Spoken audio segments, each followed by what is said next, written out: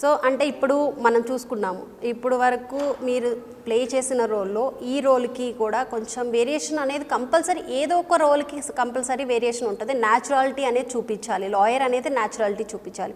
Lover బాయ్గా అనేది అది it's common, అందరూ నార్మల్గానే ఉంటాం మన ఏజ్కి తగ్గట్టే. సో లాయర్గా మీరు ఈ సినిమాలో ఏమైనా కష్టపడిన సీన్స్ ఏమైనా ఉన్నాయా?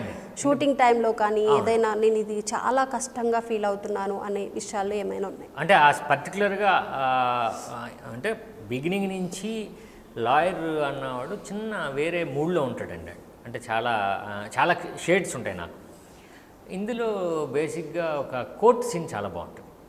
సో నా కోర్ట్ సీన్లో ఏంటంటే నా కేసు నేను వాదించుకుని ఎలా నేను బయటకు వస్తా అన్నది ఆ సీన్ చాలా, అంటే చాలా కొంచెం లెంతీగా ఉంటుంది సీన్ అండి. బట్ చాలా పర్ఫార్మెన్స్ చేయాల్సిన సీన్, అది నాకు బాగా నచ్చిందండి. సో అంటే ఇప్పుడు మీరు మొత్తానికి అంటే ఏదైనా కానీ ఒక టేక్లో అయిపోగొడతారా, లేకపోతే ఇంకా ఎక్కువగా తీసుకుంటున్నారంటారా?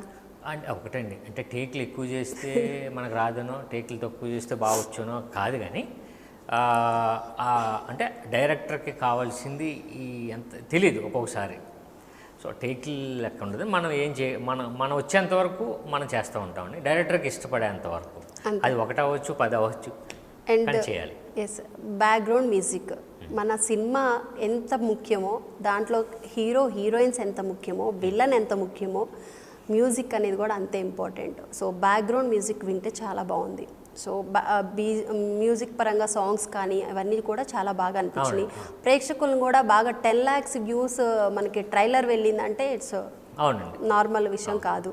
సో బ్యాక్గ్రౌండ్ మ్యూజిక్ విషయంలో మీరు ఎలా ఫీల్ అవుతున్నారు? మంచి రెస్పాన్స్ వచ్చింది కాబట్టి. చాలా అండి, అంటే గోపి సుందర్ గారు బీజిఎం ఆయన చేశారు.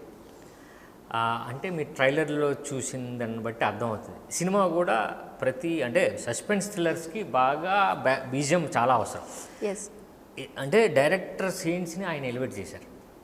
మీరు ఫస్ట్ నుంచి లాస్ట్ వరకు ఆ మూడ్ ఉంటుందండి ఆయన బ్యాక్గ్రౌండ్ స్కోర్లో. ఇక సాంగ్స్ మ్యూజిక్ డైరెక్టర్ వేరే 2 songs కూడా రాహుల్ రాజు గారని ఇక్కడ ఓ మై ఫ్రెండ్ చేశారు మన సిద్ధార్థ ప్రొడక్షన్స్లో. అక్కడ ఇప్పుడు చాలా పెద్ద మ్యూజిక్ డైరెక్టర్. సో ఆయన 2 songs, ఒకటి మెలోడీ ఒకటి సాడ్ సాంగ్, 2 కూడా బాగా శ్రీరామ్ గారు పాడారు. 2 కూడా మంచి సాంగ్స్ అండి. సో ఇది సాంగ్స్ బ్యాక్గ్రౌండ్ స్కోర్ ఏంటంటే ఆ సాంగ్స్ కథ నడుపుతూ ఉంటాయి. ఈ బ్యాక్గ్రౌండ్ స్కోర్ అసలు అల్టిమేట్ సినిమాకి.